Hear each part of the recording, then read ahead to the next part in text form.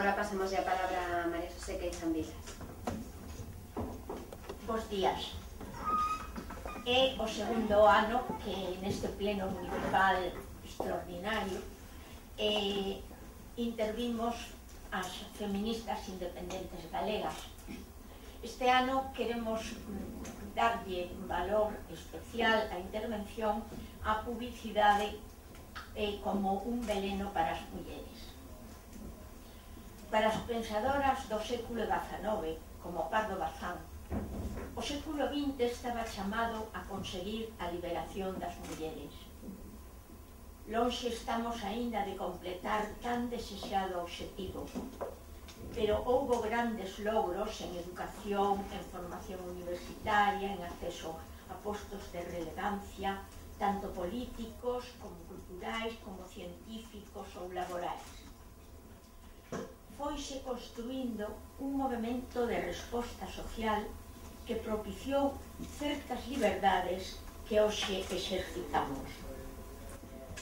Aprobáronse leis de longo alcance, Lei de Igualdade, Lei de Medidas de Protección contra a Violencia Machista, Lei de Igualdade no Traballo. As leis son magníficas, non así o seu cumprimento. Ao goberno galego non lle agrada a Lei de Igualdade e mesmo elimina organismos institucionais dedicados a velar pola xusta equiparación das cidadás na sociedade. Isto foi xa moi ben explicado nunha intervención anterior. Os nosos avances na consecución de dereitos son lentos e requiren moito esforzo, sacrificio e valor. Por iso é terrible e doloso comprobar que se retrocede. Ningún paso atrás debe ser un dos nosos gritos este 8 de marzo. Temos que reafirmarnos no gañado e non ceder ningún ápice. Os nosos obxectivos, o noso progreso, ademais, coincide coa prosperidade colectiva da cidadanía. As mulleres marcamos o termómetro do desenvolvemento e do benestar en calquera sociedade. Unha razón máis para que as autoridades nos presten atención. Cada comunidade crea cultura e a acción humana depende desa cultura. O goberno municipal de Vigo, que busca consolidar un alimento cultural que faga máis doada e, por que non dicilo, máis feliz a vida citadina, non pode ser cómplice das injusticias que soporta a cidadanía femenina. No relativo a eido laboral, as mulleres cobran un 23% menos que os operarios masculinos e asumen os traballos de menor cualificación, ademais de encargarse maioritariamente do traballo doméstico gratuito. Isto tamén foi amplamente reseñado nunha intervención anterior. Ante o asasinato masivo das nosas conxéneres, ante un terrorismo que nos amarga e indigna regularmente, as autoridades limítanse a agardar un minuto de silencio.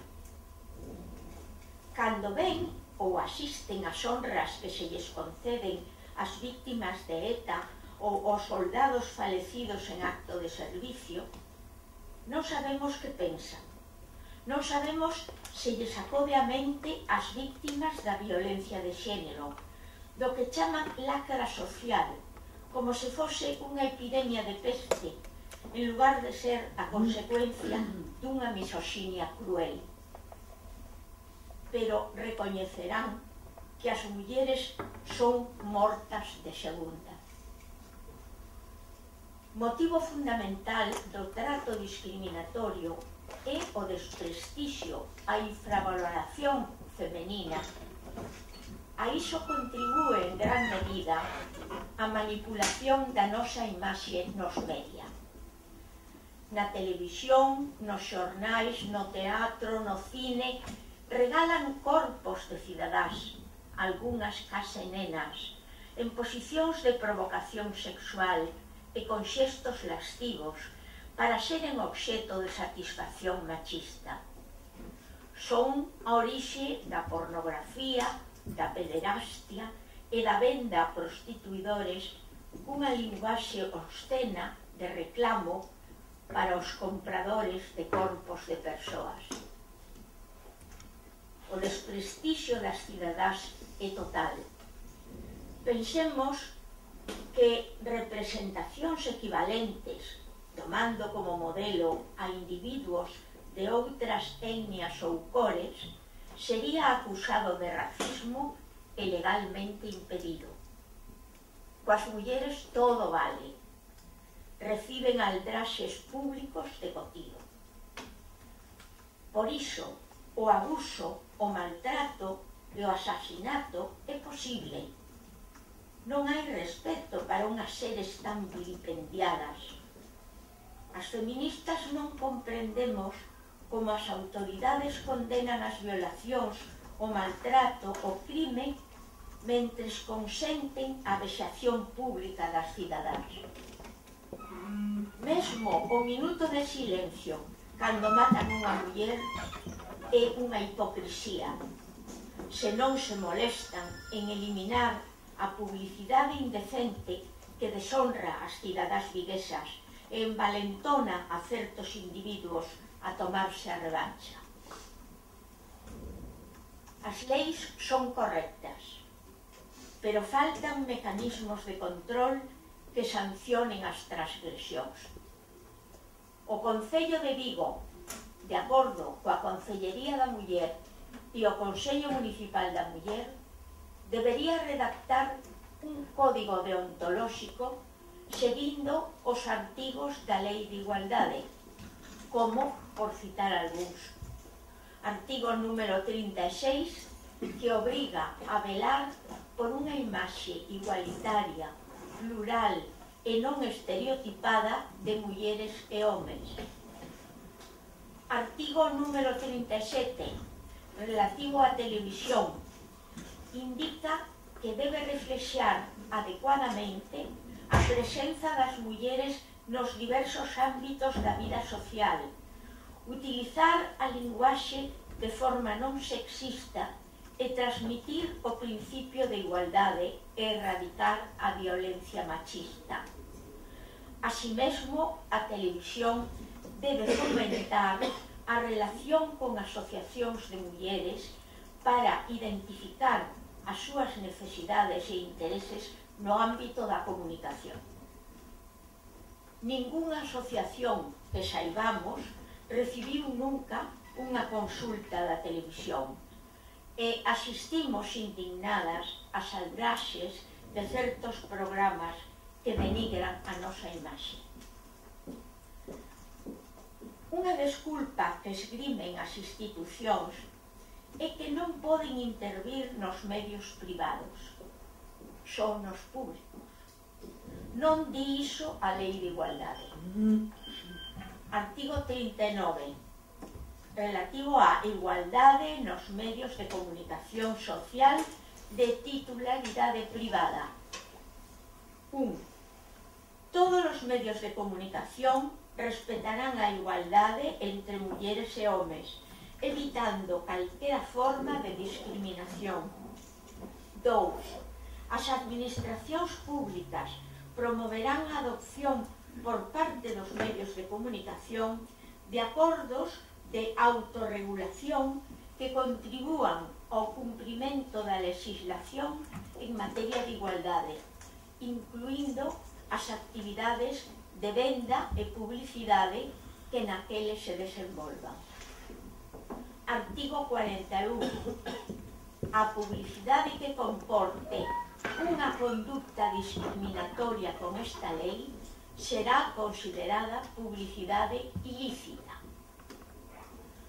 Conforme a estes e outros artigos, as autoridades están facultadas para intervir en toda a publicidade velenosa contra as cidadás.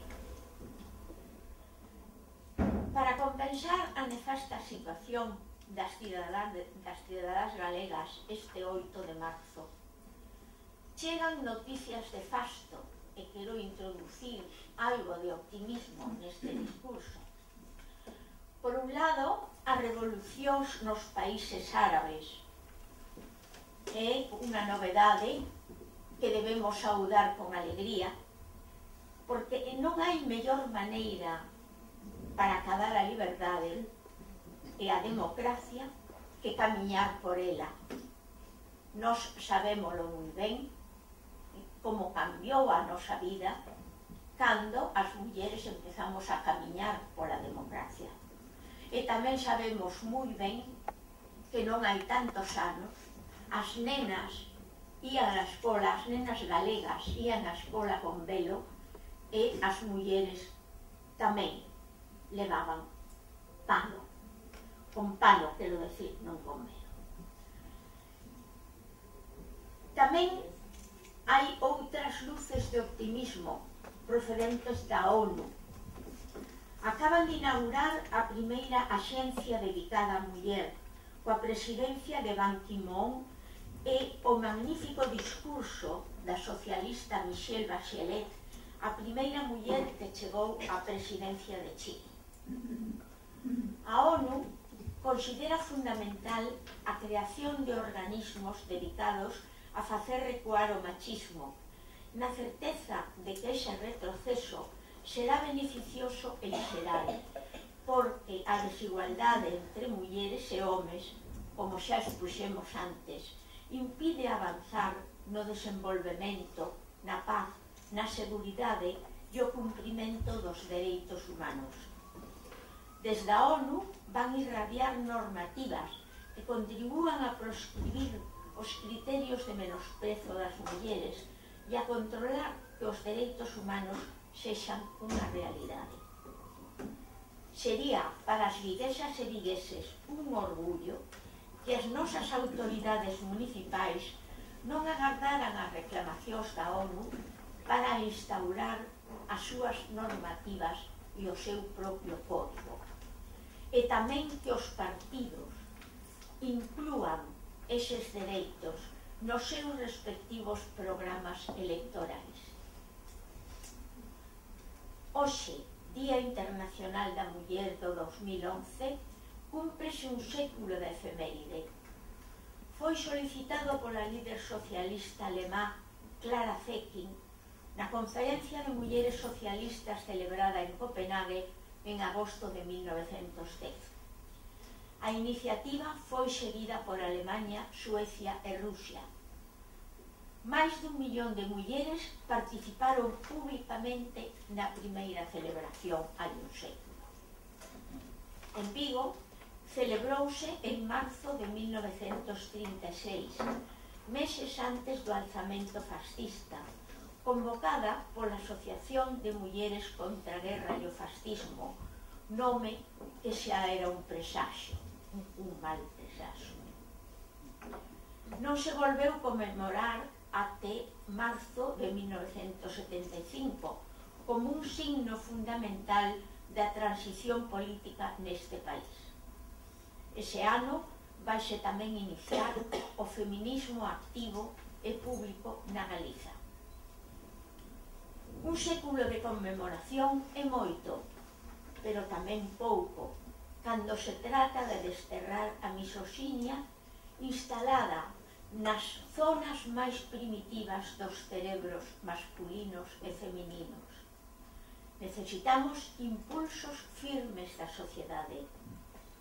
Por iso, hoxe, no centenario do 8 de marzo, solicitamos das autoridades desta cidade que fagan valer a lei de igualdade, que impidan os abusos ignominiosos que se fan da nosa imaxe e que defendan a honra e a autoestima das cidadáns. Agardamos que así sexa.